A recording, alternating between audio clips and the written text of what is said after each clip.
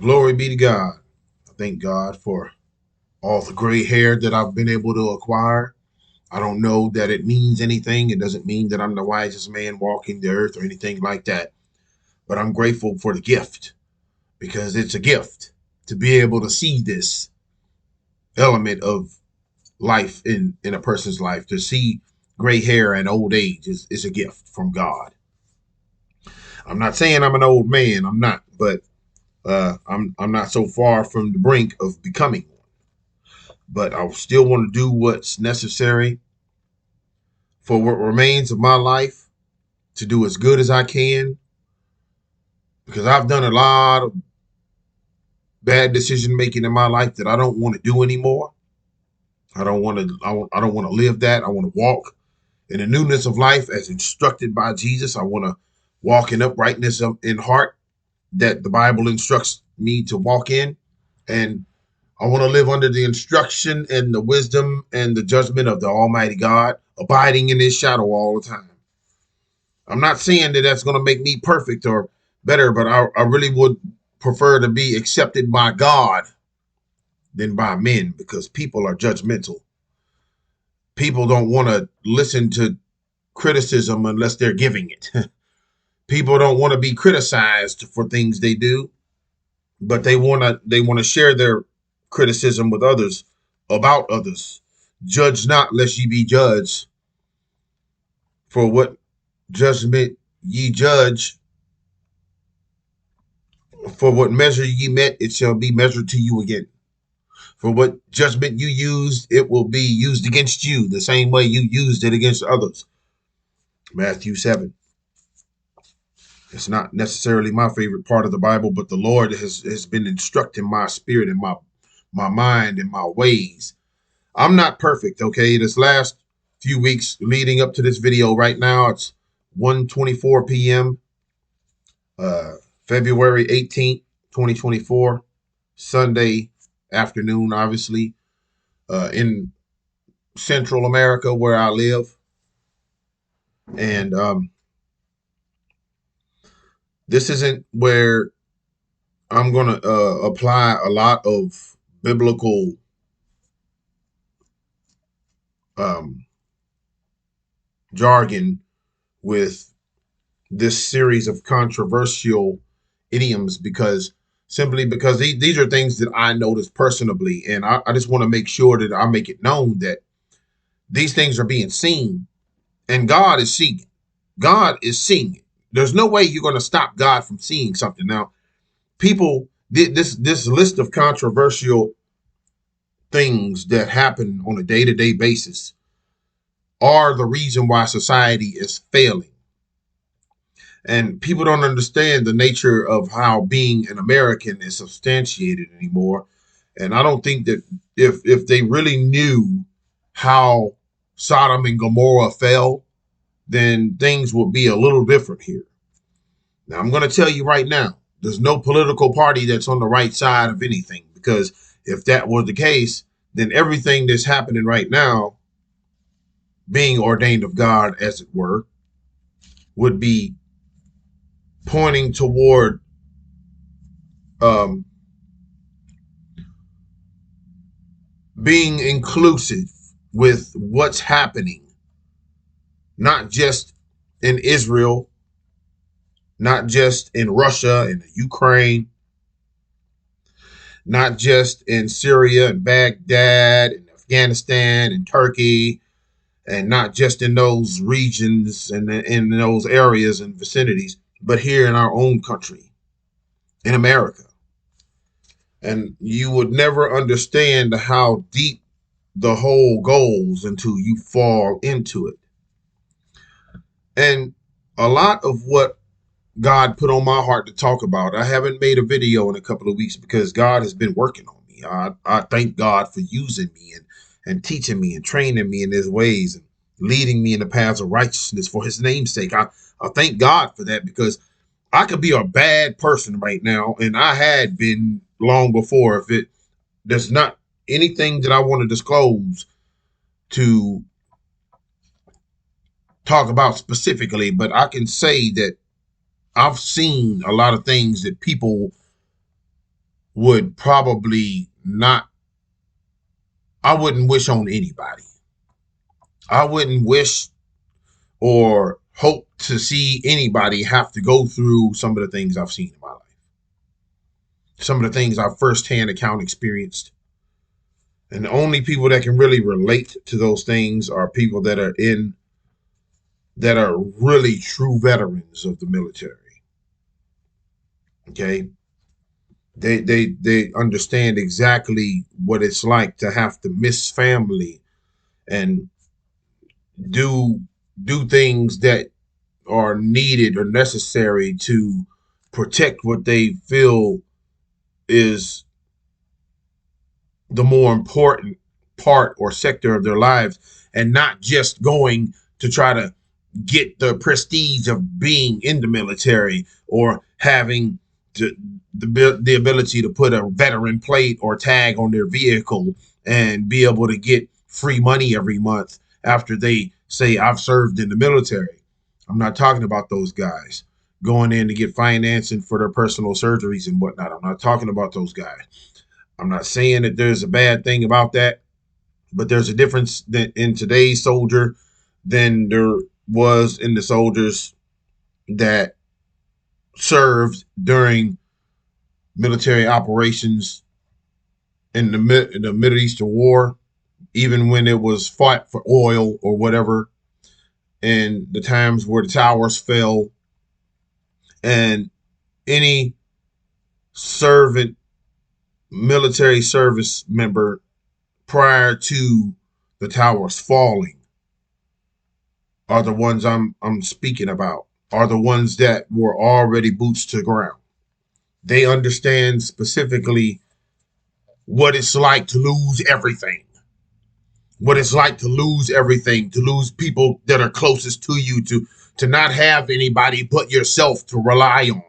They know exactly what it means to have to live in the trenches and stay there and be in them indefinitely. They know what it means.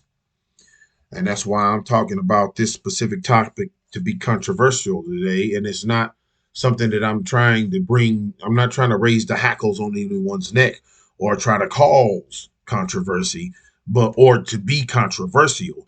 But what I'm speaking on is the controversy itself.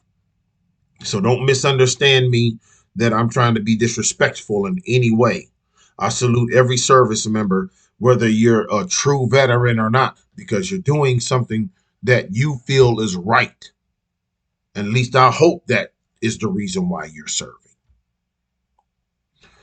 Not for you have your own personal agenda, but hopefully it's because you really believe that you're doing something right. And those are the true veterans to me, the ones that feel like they're doing the right thing. I've known quite a few. Um, so the title here, first I want to talk about commitment. Commitment is one word that leaves us misunderstanding our own actions and our positions in our own circumstances, in our own situations, things that we do, how we commit ourselves to living or our lifestyles or what we are determined to accomplish or our goals or how we perceive things. Now, I just came off of reading the book of Ecclesiastes. I made a whole series for each chapter in Ecclesiastes, one chapter after another. And that entire book I call the Book of Human Wisdom. But what I'm trying to do right now is clarify the controversial issues that are not being noticed, that they're being overlooked. And commitment is the far and above and beyond that substantiates the root of the controversy we all face. Anything you have to see in life that you face that's an adverse let me get my tongue from trying to lead me in the wrong direction here, because commitment. The Lord gave me a saying a while back, and I shared this with a ministry not too long ago, and I know that that word made it to him specifically because he spoke on this topic not too long ago, and I'm not going to disclose that because I don't have any direct relationship with that ministry, but I shared it with him, and because I felt like I was instructed in my spirit to do so. It's adversity comes adversely through an adversary. The one that is the adversary is the devil. Commitment is something that the devil has more than any human being. The devil is committed to seeing you fail, so that whatever you're doing is not bringing God glory. That is the first focus point I want you to understand. Commitment. The word commitment is a big thing, because when you marry yourself to something, it doesn't necessarily mean you have to go get married to be committed. But a commitment is something that you marry yourself to, that you decide that you're going to devote yourself to see to completion. That is a commitment. When you do something that you know you that needs to be done because you're responsible for it, you make yourself responsible for it, and you get up and you throw yourself at it every day, even if it feels hard, or if it feels like you're being disappointed by the results every day. You're not looking for anything other than the outcome. You're seeing the destination over all the little indiscriminate happenings and little situations that are developing in the midst of the beginning and the goal. All the stuff that's in between the start and the finish is what's bringing you a step closer to accomplishing the goal, which would be the final, or at least the ending result of whatever you're committing yourself to. It's a level of commitment that people don't have, that keep other people even from accomplishing things.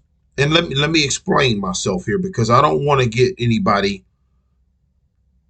off track or misunderstanding what I'm saying, because this is for young and old alike, or anybody in between. In my age group specifically, we have a wholehearted commitment to stuff. When we decide we want to do something, we're going to do that thing regardless. We're I come from an era of people where we did stuff just because, not just because we wanted to, but because we know it needed to get done. So, and then I'm going to say the era, it goes by decades, okay? For 10-year increments. For every 10. So from 70 until 1979 is an era. From 80 to 1989 is an era. From 90 to 1999, that's an era. I'm calling those eras. That's my definition of an era, a 10-year increment, a decade. Okay, so anybody born between those specific years or decades are going to have different levels of commitment, because I'm going to tell you, things happen in 10-year increments. Tenth, tithe, a tenth, tithe, a tithe. So you got to understand something. It's a level. Listen to T.D. Jakes not too long ago, and he said something about everything always goes from 1 to 10. And he's right about that. And he has the right perspective, but I don't think he really delved deep enough into it. Because the reason why I'm saying that is because he didn't establish the fact that there is an era there. That era of time, that from 1 to 10. See, God has a different perspective on completion than we do. God's level of completion stops at 7 and begins a new step at 8. So once 8 is 1 for God. So from 1 to 7, 7 being the number of completion and 8 being the new beginning, that means that's starting at step 1 again for God. So his timeline, the way God works and everything he does is different. God is so fully committed. We can say that God is the same yesterday, today, and forever. You can look at God and know that God is doing exactly the same thing he's been doing since the beginning of creation. And even now he's doing the same thing and he's not changed anything. And when he brought Jesus here, he didn't change anything. He just hold Jesus accountable to help us understand what his law is. See, Moses had a fleshly understanding of the law because Moses was flesh indeed. He didn't have the spirit of God in him, even though he got to behold the glory of God. Moses was one of the very few that got to see God face to face. Very few. He spoke to God on Mount Sinai before he got the tablets, brought them down. And he was there in the presence of God for 40 days. Another significant number. So that means there was a generation that had passed in that 40 days. That 40 days is significant because it marks the time of a generation being 40. Somebody said a generation is 20 years, and they're totally wrong about that because it takes 40 years to have a generation be completed and fall away and start new again. So it's 40 years. It's not 20 years. It's 40. So you have to have a certain level of commitment if you want to see something happen in your life. And the problem is people aren't committed enough. Now, I just talked about how committed God is because he's the same yesterday, today, and forever. And your word, if you live in the word of God and you read the word of God, then you'll understand this. He's got a different level of commitment, and he expects us to have that same commitment. If we're going to say that, why do you think the Bible tells us every idle word? Every idle word. Now, I'm going to break this down for you really fast. Okay. I'm going to break this down for you really fast because this goes under the category of commitment. I'm not going to spend a whole lot of time on these things. Okay. So we're going to be judged by every idle word that we speak. What does idle mean? Idle, you're sitting there, not moving, doing anything. So let's just say, I say right now, I'm hungry and I'm ready to go eat something. And I have somebody sitting next to me. And I tell them that I'm hungry, I'm ready to eat something. So my idleness, sitting there, not taking action on my hunger, but putting my expectation on the next person to take action on my hunger, that makes my word idle. So I'm giving someone else the responsibility over what I just made myself responsible for by speaking that thing. The power of life and death is in the tongue. You speak life into what you want to see come to happen or come to fruition or come to manifest in your life. You have that ability. The power of the life and death is in your tongue. So if you're saying whatever you say to yourself is going to happen more than anything, and I've said this thing before, where you've got a self-fulfilling prophecy. You say things to yourself daily that you want to see happen. If you say, okay, this is my life and this is the way I am, and I'm a living failure. I'm never going to be this and I'm never going to be that. I'm never going to get it. You're speaking all that life into your body, and you having yourself come to a place in your spirit where you're planting these seeds of negativity, and this is a big subtraction to the element that God has put in you for you to have the spirit not of fear, but of power and of love and of a sound mind. And if you're planting seeds of negativity, you're expounding the fear in your life because you're limiting yourself on what you can be doing. And you take away the level of commitment that you can have to get something done and completed in your life than you would if you would just speak that thing and say, you know what? I'm hungry. I think I'm going to go make me something to eat. There, that's not an idle word. You spoke on it, and now you take action on it. This is something I want to see happen, so I'm going to do something about it right now. That's a commitment. It's not, okay, well, I want it, and I have somebody sitting next to me. Now it's that person's job to go fulfill what I just said. The only one that can do that is God. God said, my word shall not return unto me void. So if I send my word out to you, which being the fact that he gave you a spirit, not of fear, but of power and of love and of a sound mind, with those three things right there, you have an obligation to act on whatever it is that you should be committed to. If you speak on it, it's your job to be committed on what you spoke on. It's not the next person's responsibility to see that you get what you want. It's a level of commitment.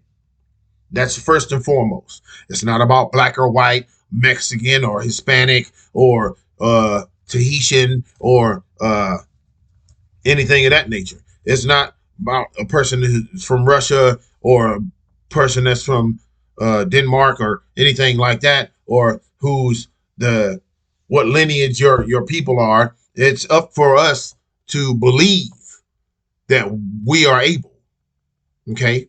And in that, when we do that, we have to put God as the sovereign authority over that thing. We can't just say we're going to do this and not totally eliminate God, because when you eliminate God out of it, the thing that you just asked for or that you would like us to see happen, even though you're committed to it, is going to fail. So if you want to see it succeed, you have to include God. And I don't know how you do that. I can't determine how you do that. I can't tell you what to do. But what I can say is, if you commit yourself to believing in Jesus Christ to be the Son of God and was raised from the dead on the third day after being crucified, then there's the beginning of your commitment right there. And you have to believe so much that you're willing to do good even when it seems hard. You're willing to commit yourself to do something for somebody else that, even though you don't feel like they deserve it, you do it anyway because God would have done it. Jesus did it for people that he didn't feel like deserve it, but he still blessed them. There was very few people that Jesus healed that actually came to Jesus because they believed in him and they wanted to worship him for being God or being the Son of God. They came only because they wanted something from him, but he still gave it because that was his nature. And he passed that nature to us. Now we're supposed to use that. But it's been so inebriated over the past few hundred years that these things have been dwindling down because we've become such a society to where we only believe in what we can see. We're only committed to do things for ourselves and for the people that are closest to us. Jesus even told us, so if you only love the people that love you, what is your reward for that? You got to love the people who hate you too. I know it seems kind of complicated for some people, but follow me down this road. Huh? So now we're going to go from commitment to complication. Complication. Let's talk about complication for a minute. Something can be real simple. Simple. I'm going to tell you what's simple right now. I'm going to give you the root of being simplistic. I'm going to give you the root of simplicity right now. Believing in God and trusting in him for everything.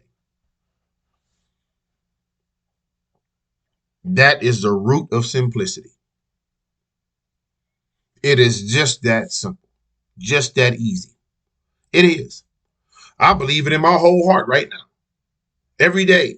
Even if I have a challenging day, even if I walk out the door angry and start my day off flustered and disappointed or stressed, I believed it. I believe it. I believe that God is the best way to go with every decision or every choice or every action or everything that I want to see happen in my life or anything that I ask for, that I pray about.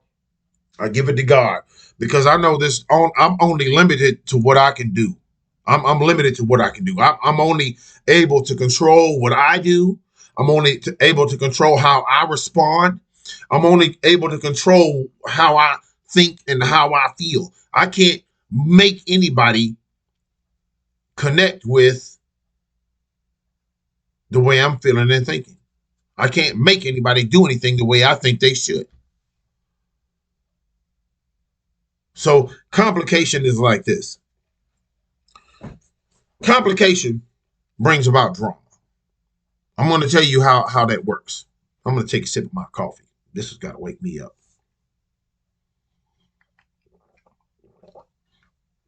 Okay. Now, it's complicated, but it's not. It's really simple.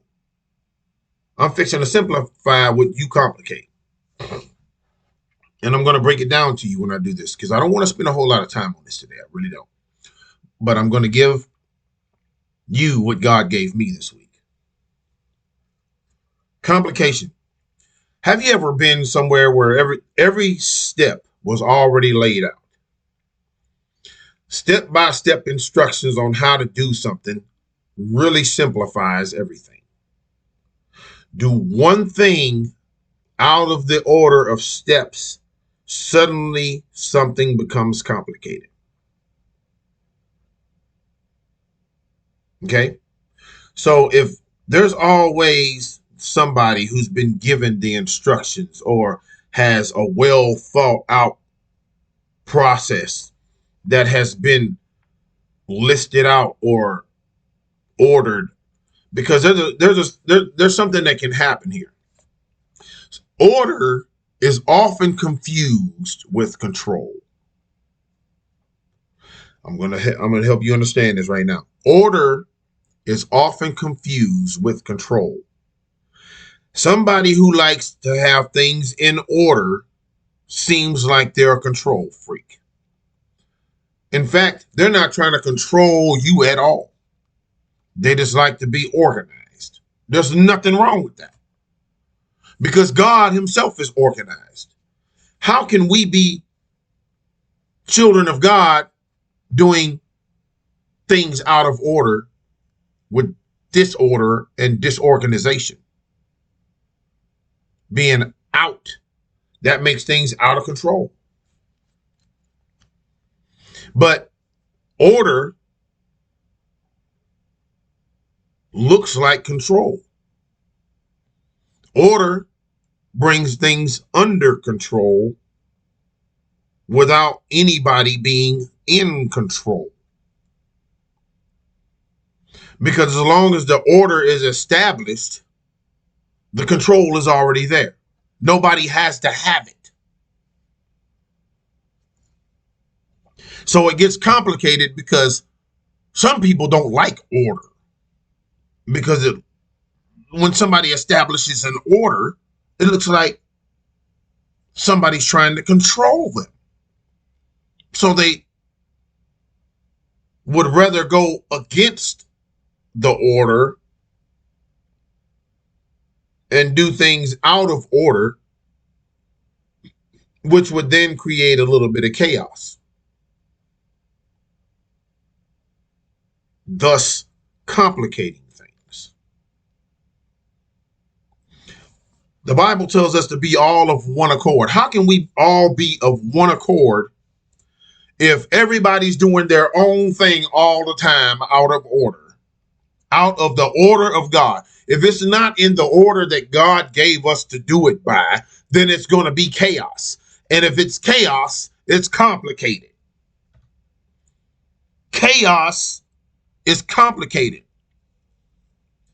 Let me give you an example. You can go and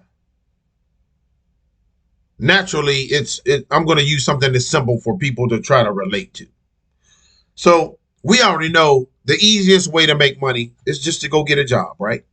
That's the easiest way to make money. Unless you already have millions of dollars, then you can just use your money to make money. But not everybody's a millionaire.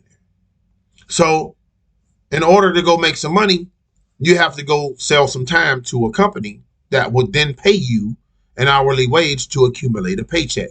Whether it be weekly, bi-weekly, or on a monthly basis, you get money that way. It's easy to do. It's not complicated. The complication comes when you decide to disrupt the order of things. So if you get the job and you decide, okay, well, I just want to call this person every day and tell them to clock me in and just sit at home and not do anything and not go to work. I don't want to go to work. I just want the paycheck.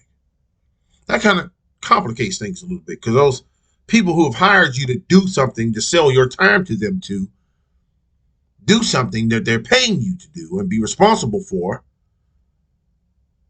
aren't going to be able to pay you for something that you're not doing. So that complicates things for you because somebody already has an established order in an establishment that they have established ways of doing things that has an order for things to be done. And you want to go against that order. So it's easier for you, not taking any regard for the people who are helping you or giving you an opportunity. And you go against the order disrespectfully because you don't like to be controlled. And that complicates things for you. It doesn't complicate things for the company because you're not hurting that company at all. Let me give you a little bit more in-depth detail. Because if you're not ready to move and be responsible for what you're supposed to be responsible for, that you said that you would commit yourself to beginning, remember the first word, commitment. We're on the second word right now, complication. If you're not committed, you're going to complicate everything for yourself. No commitment, everything around you is complicated. I'm going to say that again. If there's no commitment, everything around you in your life is complicated. Everything gets harder. You have no established order and no way of doing things that are in order. There's no order that's been established because you don't like being controlled. You have a mess in your house. I can guarantee your house is probably just a big pile mess. You walk in, there's trash everywhere, clothes that haven't been washed in months. Your dishes are just piled up in the kitchen. And you never take time to try to straighten things up. And you have no place for everything. You just put it wherever you want. You're always losing stuff and you're wondering why you can't find it because you just had it a second ago. That's chaos. There's no order in chaos. And if you don't like order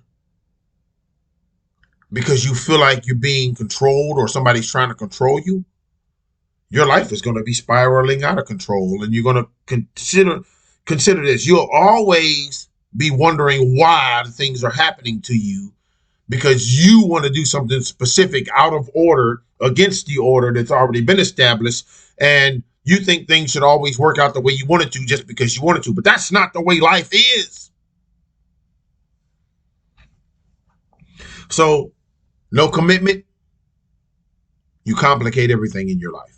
Okay, I'm going to give you one more. Consideration.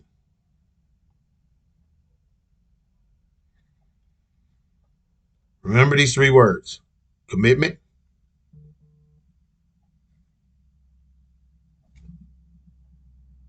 complication, and consideration. The third word being consideration. What I'm doing is I'm starting off with what the opposite of the word, what the opposition of the word is. So you get the understanding of what it means to have it, what it means to do it. Nobody tries to control you. Nobody, you might feel like somebody's trying to control you or be in control of everything you do. But it's not really necessarily like that. But if you perceive it that way, then you're giving them control over you. Let me help you understand that.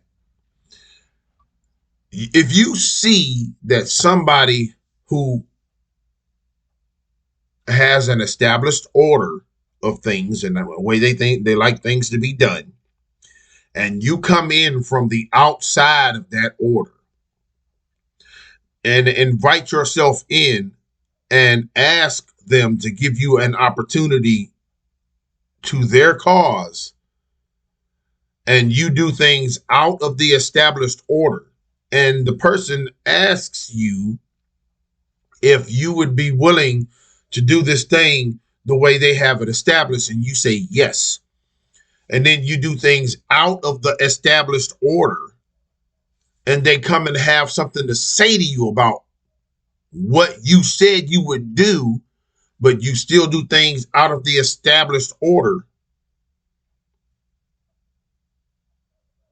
that is inconsiderate.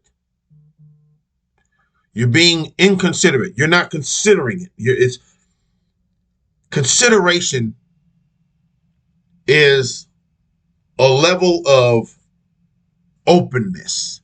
Consideration is respect, being respectful, having even the slightest bit of understanding and the willingness to subject yourself to whatever order has already been established, because it wasn't yours that established. You didn't establish it at all. You didn't establish the order. You didn't do anything to put your hard work and your skin in the game. You didn't put in all the effort in to get this thing built. You didn't put yourself out there on a limb to be able to accomplish the thing that you're now asking to be part of. But you started off saying that you would commit yourself to this thing. Commitment is something like a marriage, something that you are going to dedicate your time and energy to see to completion. But sometimes complications happen. Sometimes complications happen all by themselves, but it might seem that way. But that's not the way an order works. Complications happen when something or someone is doing something outside of the established order of how things are supposed to work. You understand?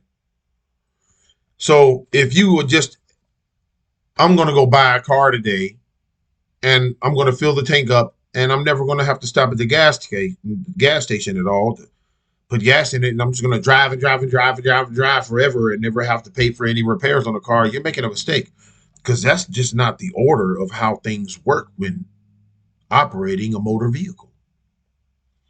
You have to maintain it. You have to fix things on it that break. You have to fill it up with gasoline. You have to make sure that things taken care of so you can still use it. That's the established order of owning and operating a vehicle of any type. And how are you going to do that? Being committed to doing it. But if you're not committed, you're going to complicate things. And it's all based on some inconsideration. You're being inconsiderate, not disrespect. You're being inconsiderate, disrespectful. You don't appreciate anything. Consideration shows a level of appreciation you have for something. Because consideration will also help the adjoined party see that you have at least the slightest bit of respect for them. So consideration falls under the category of being an appreciated person. You'd appreciate the things that are done for you, that are already established, that you are able to benefit from. You'll show respect to the established thing that are already established order that you are able to benefit from, that you had nothing to do with establishing, but you want to take it over. So you want to do things out of the established order, means you want to try to control your life and your situation and theirs. That's not easy to do.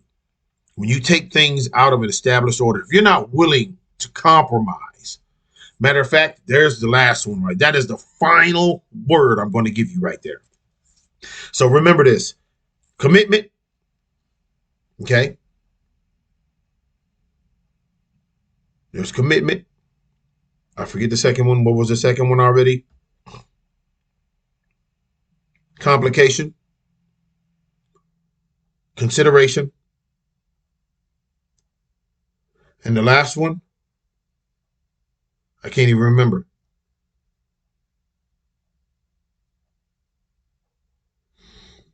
I'll remember it here in just a second. But I'm going to write these down for myself too so I can remember where I'm at. No, I haven't written these down at all. This is what I'm telling you. I don't take notes. I don't sit down and take notes. And sometimes I'll do just that. But it's not for me. I don't want to use my personal human perspective on everything, my human wisdom. I want to use what God has given me for that moment. Commitment, complication,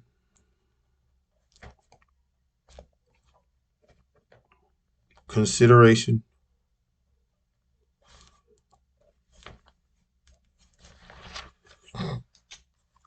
and I'll remember that. That's because see, when you're in a situation where you're part of an established order and you're working with somebody, it takes a little bit of compromise for things to work out. And that's the final word right there. Compromise. That's the word I was looking for. So it's commitment, complication, consideration, compromise. And I put them in that order because that's the order I was given, that they were given to me in. Okay. So if you can be committed without complicating things by following the established order, being considerate of other people's feelings and how things are done and how things work, and compromise with all the parties involved, things work out a whole lot better in fluidity. And there's a peace that you get to have with that because Jesus came to give us that peace. Jesus said, "My peace I leave with you." He didn't come here to say he did come to say I came not to bring peace but a sword.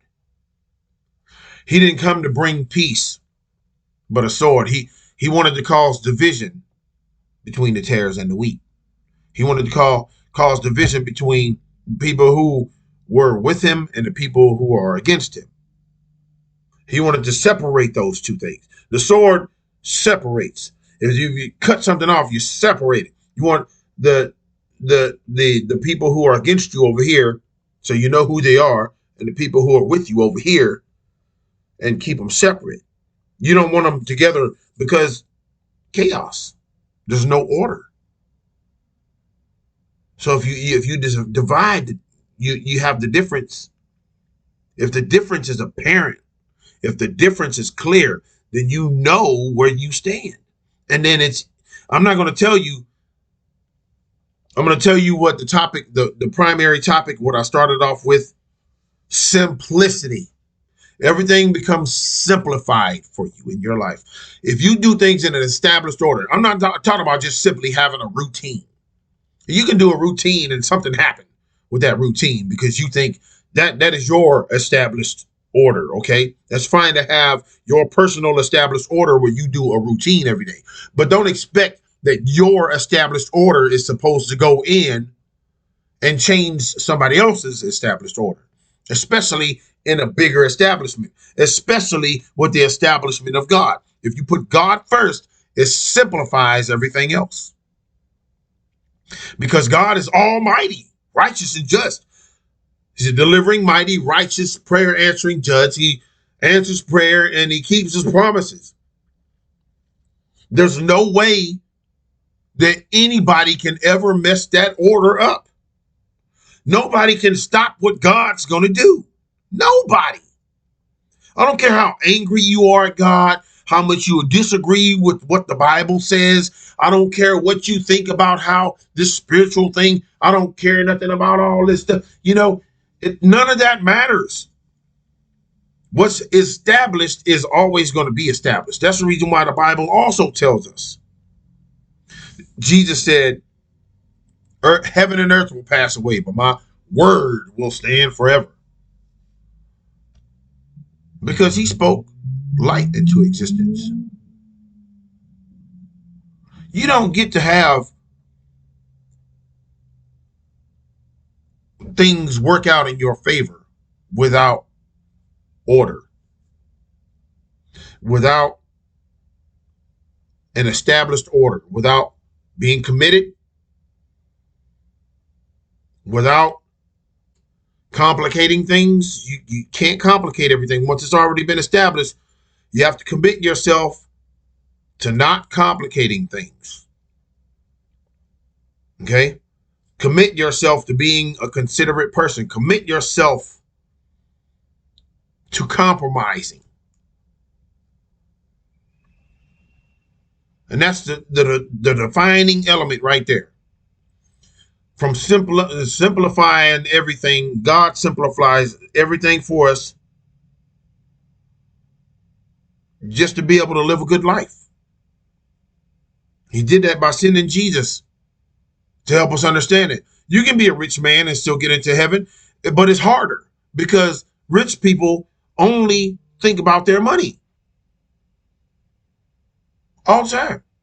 Money, everything, money. That's all they know is money. They don't have anything to do with God because the only thing they think about is money. They think that money is going to solve all their problems all the time. That's all they know. Money, everything, money, all the time. But that's not the work. That's not what the whole thing is. That's the reason why I talk about in reference the book of Ecclesiastes, which was written by the wisest man that ever lived, that started off as a child. He was a child. He was the wisest man throughout the history of the planet Earth as a child. Who else can do that but God?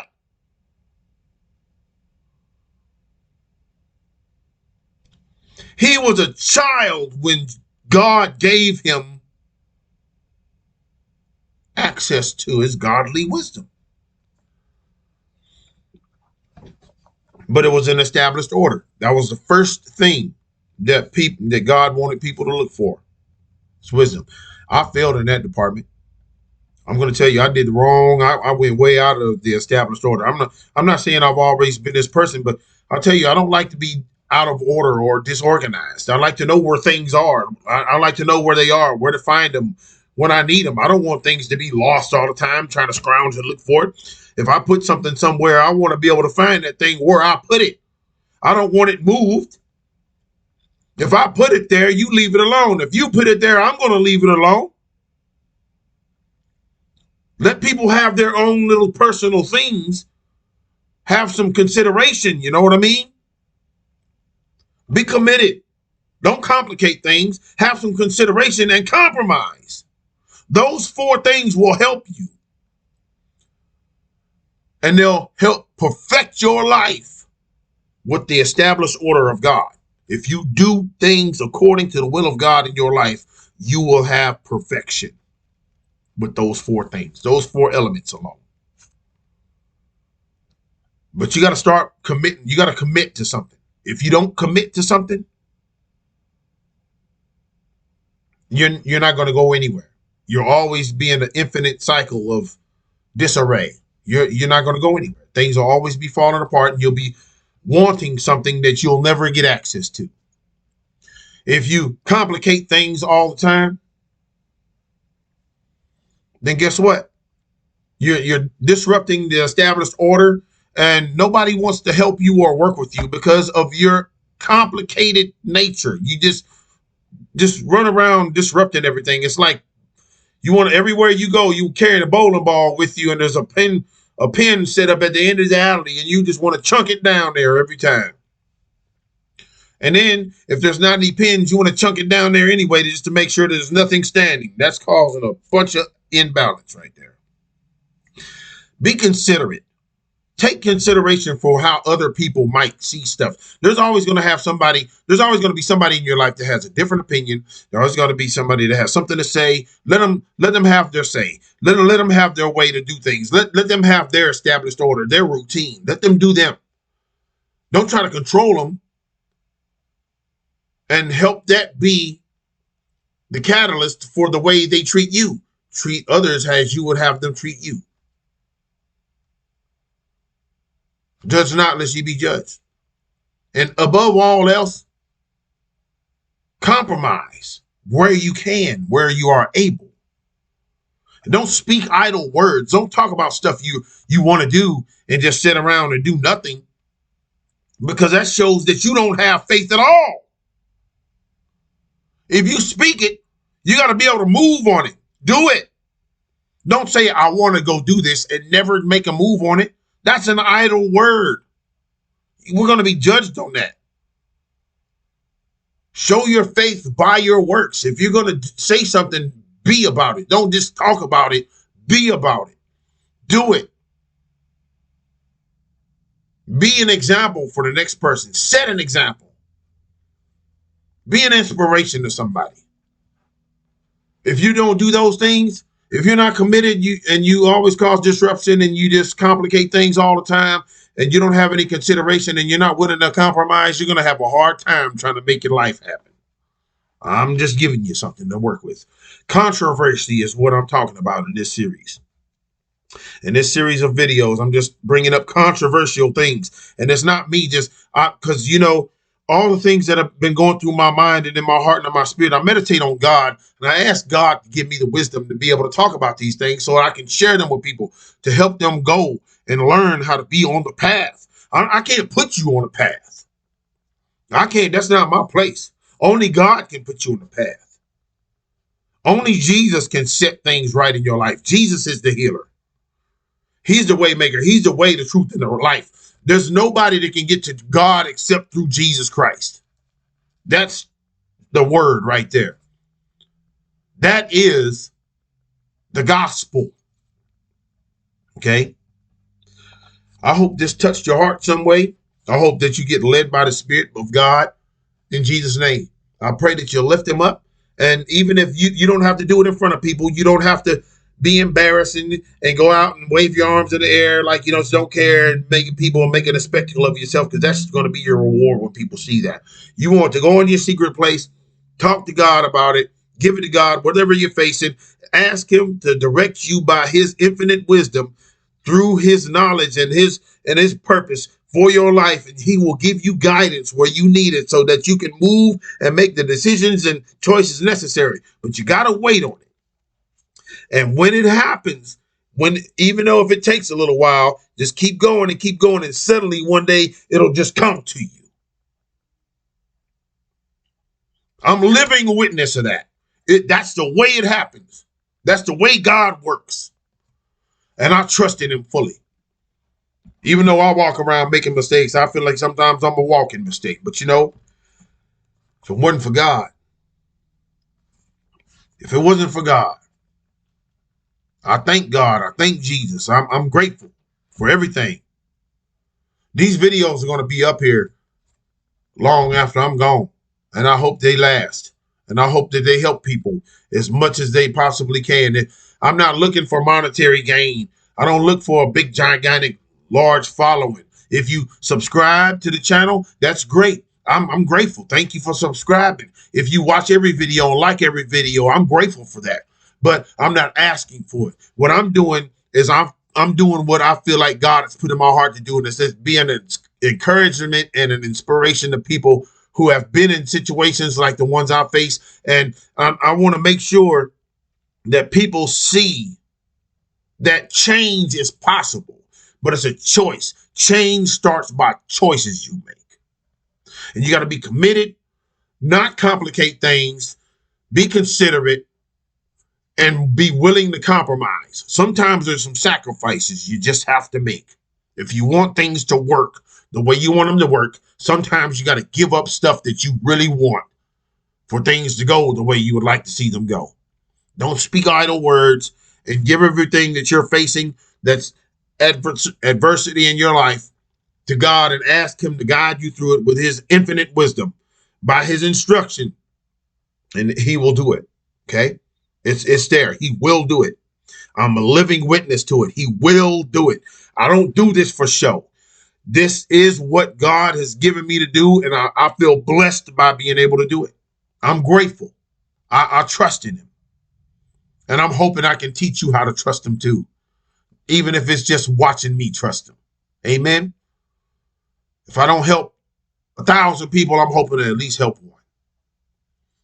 I hope the Lord bless you with this message, and I pray that he guides you throughout your week in Jesus' mighty holy name. Be blessed. And if you need anything, don't feel free to reach out. And the best thing I can do is pray for you. And I don't know what I can do to help you, but if God puts it in my ability, I'll do as much as I can. You understand?